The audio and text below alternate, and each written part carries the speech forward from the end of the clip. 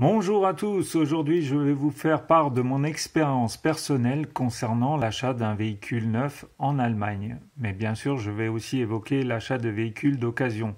Je vous parlerai dans cette vidéo des formalités, des conseils, des mises en garde pour l'achat donc d'un véhicule en Allemagne.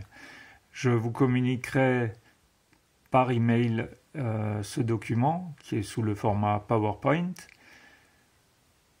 Et c'est parti. Donc ma vidéo, elle se compose en fait de 10 pages. Avec donc, dans un premier temps, on va évoquer le prix. Pourquoi acheter un véhicule en Allemagne? Tout simplement parce qu'il est moins cher. Jusqu'à 40% moins cher. Je dirais plutôt en moyenne 30%. Alors les formalités, dans un premier temps, lorsque vous achetez un véhicule neuf, ou lorsqu'il aura moins de 6 mois ou moins de 6000 km, il faudra s'acquitter au centre des impôts en France de la TVA de 20%. Si vous l'achetez TTC, la démarche est beaucoup plus longue parce qu'il faudra demander ultérieurement le remboursement intracommunautaire. Donc je vous déconseille vivement cette dernière solution. Exemple de la facture d'achat de notre véhicule Volkswagen Tiguan TDI 150 confort, donc à un prix hors taxe de 22 675 €. Nous sommes donc revenus en France au centre des impôts avec cette facture, suite à quoi nous nous sommes acquittés de la somme de 4 535 € de TVA en France auprès du centre des impôts.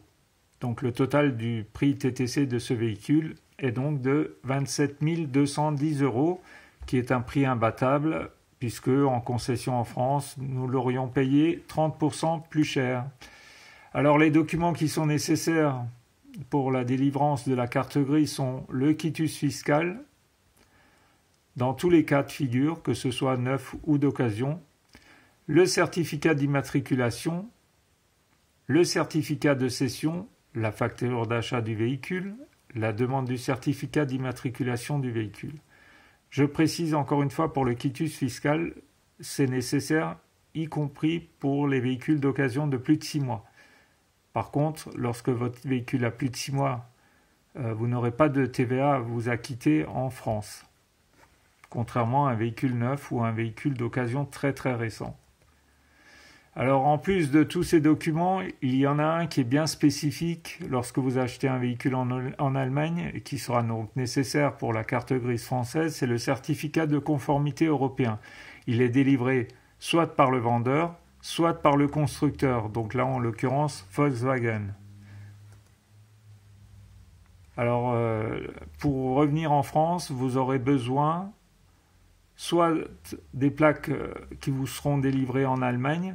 Donc elles sont reconnaissables parce que sur la droite, il y a un petit rectangle sur fond rouge et c'est uniquement celles-là qui vous permettent de franchir la frontière entre l'Allemagne et la France. Celles qui sont sur fond jaune ne permettent normalement pas de franchir la frontière. Vous risquez d'être intercepté par la police. Donc je vous conseille vivement de respecter la règle et d'opter pour les plaques sur fond rouge. Ou alors, si vous achetez donc un véhicule neuf, revenez avec tous les papiers nécessaires en France, faites-vous faire votre plaque française, assurez votre véhicule au préalable, ensuite vous retournez au garage, vous faites fixer vos plaques françaises sur votre véhicule et vous revenez en France sans problème. Donc là, j'ai quelques conseils concernant l'achat de véhicules d'occasion.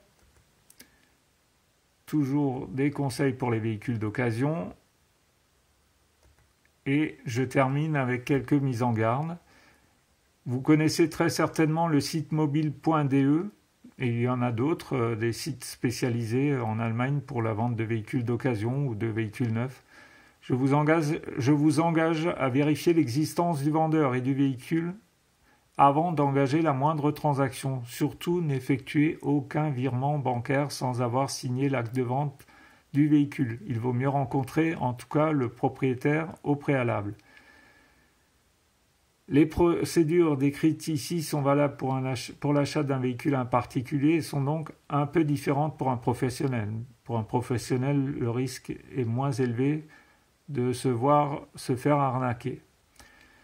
Dans tous les cas, Comme je vous l'ai dit en début de vidéo, je vous communiquerai les conseils, les documents qui peuvent être nécessaires pour l'achat de votre véhicule et je vous accompagnerai dans vos démarches. Et en plus, je vous communiquerai quelques adresses sûres. Voilà, je vous souhaite un bon achat et une bonne route.